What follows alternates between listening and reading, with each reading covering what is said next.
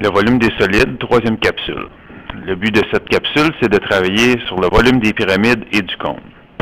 Premièrement, on commence par une petite définition qu'on va revisiter parce qu'elle a été vue quand on a calculé l'aire des surfaces, l'aire des solides. Donc, une pyramide est un polyèdre, donc un solide à plusieurs côtés, constitué d'une base polygonale, la base c'est un polygone, et de faces latérales qui sont toutes triangulaires, parce qu'elles sont reliées à un sommet, et le sommet est nommé l'apex. Des exemples de pyramides, donc complètement à gauche, une pyramide régulière, donc c'est un triangle à base triangulaire, donc c'est un triangle équilatéral la base, et dans ce cas particulier, c'est pas obligatoire nécessairement pour les pyramides à base triangulaire, les faces latérales sont aussi des triangles équilatéraux. On appelle ce solide-là un tétraèdre, c'est un des solides de Platon. Donc toutes les faces ont toutes les faces sont isométriques. La deuxième, c'est la pyramide la plus connue, la pyramide à base carrée. Donc la base est un carré. Dans ce cas-ci, c'est une pyramide droite, puisque l'apex est situé directement au-dessus, perpendiculairement au-dessus du centre du carré. Histoire de voir que des pyramides, ça peut avoir toutes sortes d'apparences. La troisième, une pyramide quelconque. Donc, dans ce cas-ci, on a pris un polygone quelconque. Ça se trouve à être un pentagone quelconque qui n'est pas régulier du tout. Donc, on pourrait dire que c'est une pyramide quelconque à base pentagonale, si on voulait donner plus de précision. Et elle n'est pas nécessairement droite. On n'a pas fait attention que l'apex soit nécessairement situé sur la haute, situé vis-à-vis le centre de la base. La troisième, une pyramide oblique à base carrée. Donc, on a déplacé l'apex sur un côté, donc à base carrée. Tout comme pour les prismes et le cylindre, une pyramide à base régulière, dont on augmente le nombre de côtés progressivement, le nombre de côtés de la base, s'approche de plus en plus d'un cône. Non, j'ai fait un peu le même exercice que dans la capsule sur le prisme. On peut considérer que les cônes sont des solides cousins des pyramides en regardant cette progression-là. Donc, je vais l'appeler de pyramide à cône. On reprend une pyramide donc complètement à gauche, une pyramide droite à base pentagonale régulière, et on a donc 5 côtés. Évidemment, si on part du tout début, la toute première pyramide qu'on pourrait avoir, c'est la pyramide à base triangulaire que je vous ai montré précédemment, la pyramide à base carrée, pyramide droite à base pentagonale régulière. Après ça, on aurait un hexagone, pyramide à base hexagonale régulière, je ne l'ai pas mis. J'ai mis une pyramide droite à base heptagonale régulière, donc la base qui a 7 côtés. Après ça, on aurait une pyramide droite à base octogonale.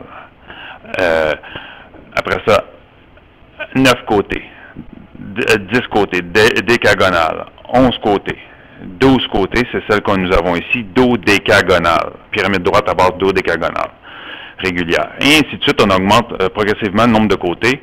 Et à la limite, lorsqu'il y a un très, très, très, très grand nombre de côtés, on pourrait pratiquement percevoir un cercle. Et lorsque c'est un cercle, on n'appelle plus ça une pyramide, on appelle ça un cône. On a déjà parlé de l'aire du cône, l'aire latérale et l'aire de la base. Ici, on va s'occuper du volume. Donc, comme il a été démontré dans la vidéo démo volume de pyramide et cône, le volume d'une pyramide ou d'un cône est le tiers de celui d'un prisme ou d'un cylindre, de même hauteur et base. Dans ce cas-ci, à gauche, c'était seulement pour faire référence à ce qu'on avait vu, on pourrait dire que le volume d'une pyramide est égal à l'aire de la base fois la hauteur divisé par 3. Mais c'est la même chose pour le volume d'un cône. Le volume d'un cône, c'est aussi égal à l'aire de sa base, qui est circulaire, fois la hauteur du cône divisé par 3. La seule différence, c'est vraiment l'aire de la base. Comment elle se calcule? Dans un polygone, je peux avoir toutes sortes de polygones différents. Un trapèze, grande base plus petite base, fois hauteur divisé par 2. Bon, ça serait l'aire du trapèze, mais ensuite de ça, fois la hauteur de la pyramide, divisé par 3, etc. Peu importe le polygone que j'ai comme surface, j'ai toujours la même formule pour calculer le volume de la pyramide. Pour ce qui est d'un cône, mais là, cette formule-là est unique. L'aire de la base, c'est égal à l'aire d'un disque, c'est-à-dire pi r carré. Allons-y pour des exemples de calcul. Donc, le premier exemple, calculer la hauteur de la pyramide droite à base carrée suivante. Donc, le volume approximatif est donné. Donc, j'ai un volume d'environ 667,73 centièmes de centimètre cube. J'ai une dimension qui m'est donnée ici, qui est l'arête de la pyramide, qui est ici. Et j'ai la mesure du côté du carré. Comme on me dit que c'est un carré, ben déjà je peux déduire que j'ai 13 cm là aussi. Dans ce cas-ci, nous connaissons le volume et nous nous en servirons pour calculer la hauteur manquante. C'est bien ça qu'il nous demande. Alors, on commence par toujours énoncer la formule qu'on va servir, puisqu'on parle de volume. Volume de la pyramide est égal à l'aire de la base fois la hauteur divisé par 3. Dans notre cas, la base est un carré.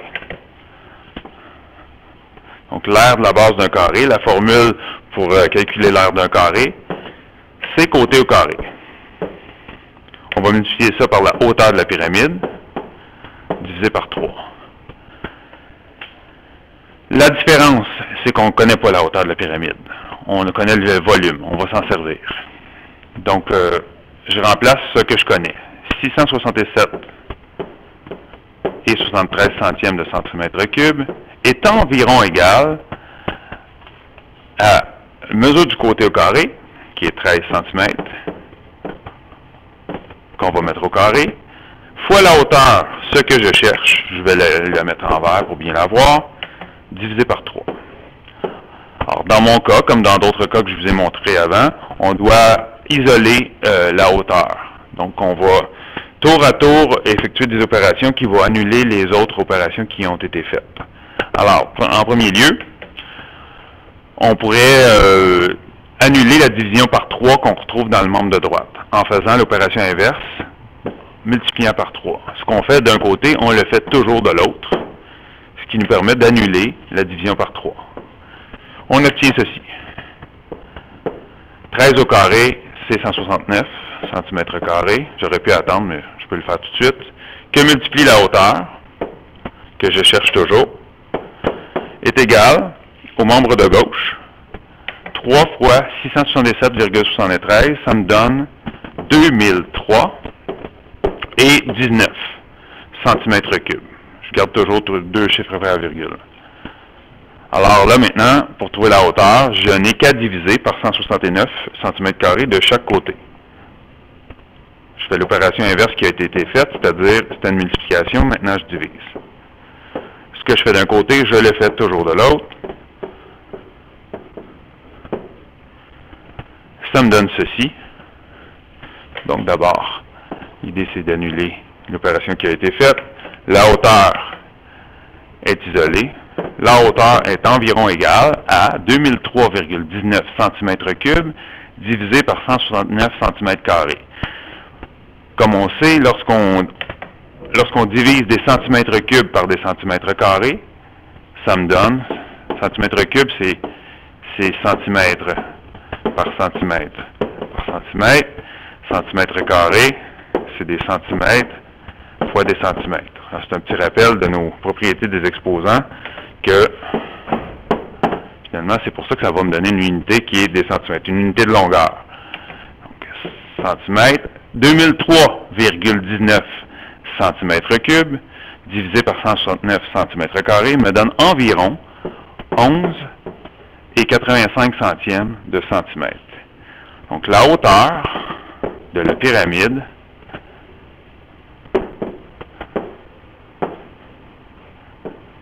est d'environ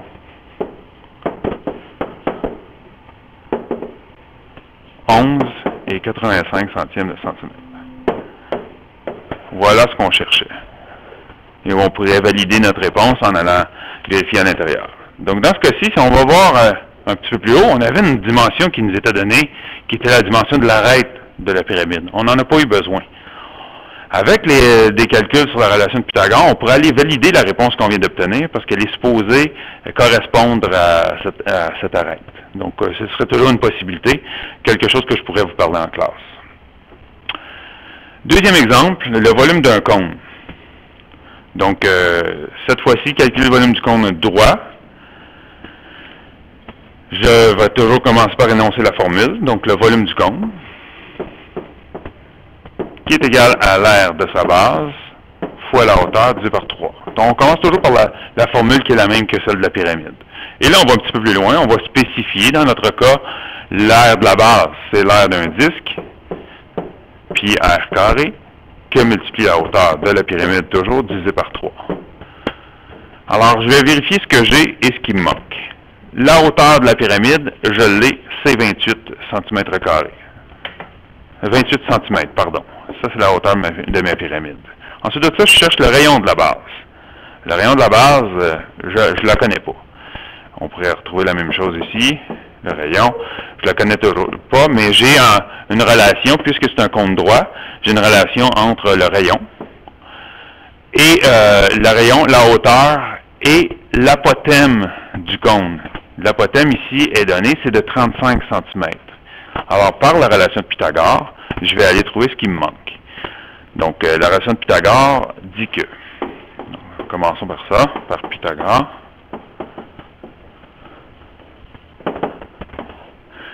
La somme des carrés des cathètes d'un triangle rectangle est égale au carré de l'hypoténuse.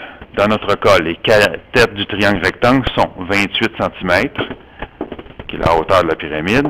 On va mettre ça au carré, plus la mesure du rayon au carré, va être égale à celle de l'hypoténuse du triangle rectangle qui se trouve être l'apothème dans notre situation, 35 cm au carré. Je vais isoler le rayon et calculer sa valeur. Donc, le rayon carré est égal à 35 cm au carré, duquel je soustrais 28 cm au carré. Je veux le rayon. Donc, le rayon est égal à la racine carrée de cette différence.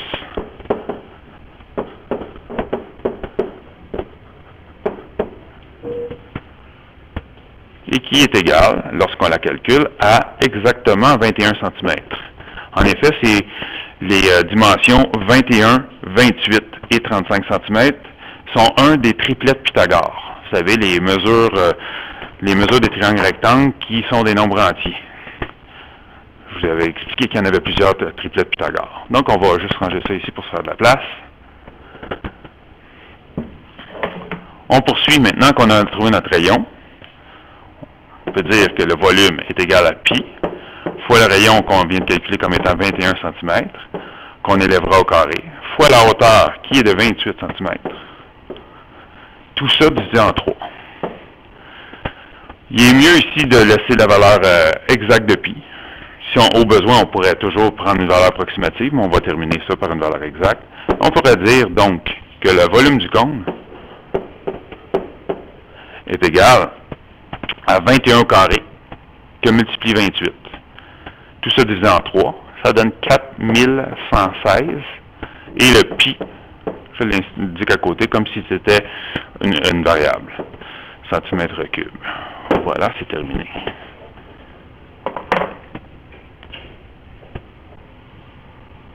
La prochaine capsule va porter sur la constitution de la formule du volume d'une boule.